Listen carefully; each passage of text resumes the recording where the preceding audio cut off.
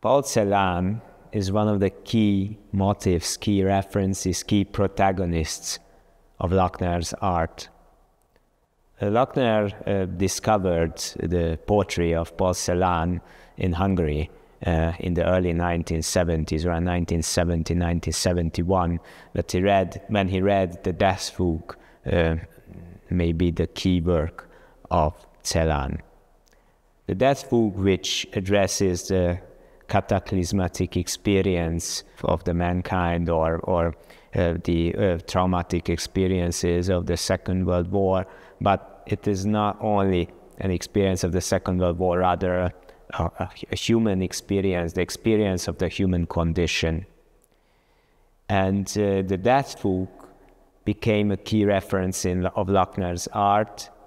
He quoted the first line, the first words, the oxymoron, the first oxymoron of the Death Fugue from time to time. In this early conceptual piece, we read the Death Fugue's first words translated into different languages. Schwarze Milch der Frühe, the black milk of mornings. And in the later works, he turned this quote into a monumental form of painting, like on this work, which was created after his New York period, a huge and monumental abstract painting on which we can read at the first words, this oxymoron, black milk, milk of vitality, and blackness, which is somehow related to the associations of ash, of death itself,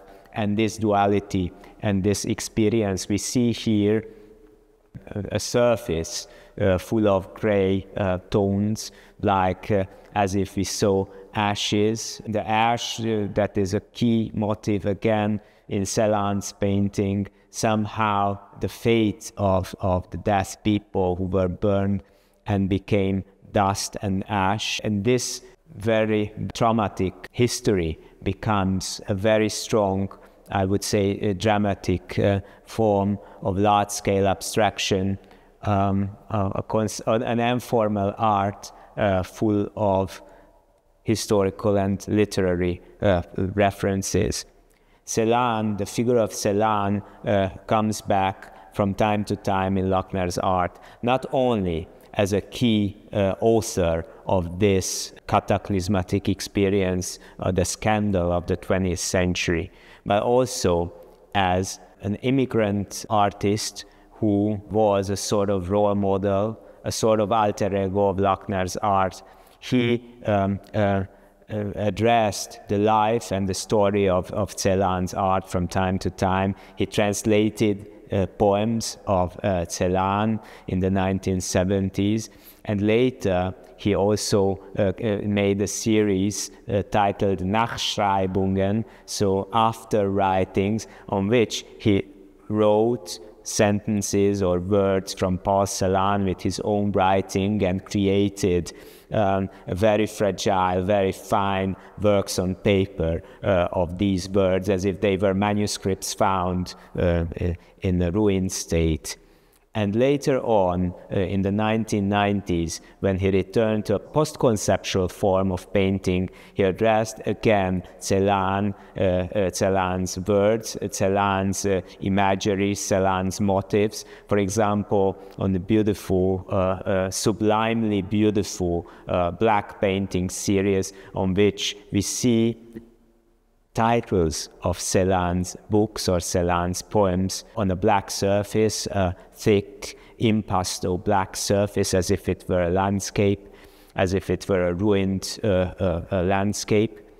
And these words are referring to texts, referring to imagery, images from texts that are not visible, that are not depictable in some extent.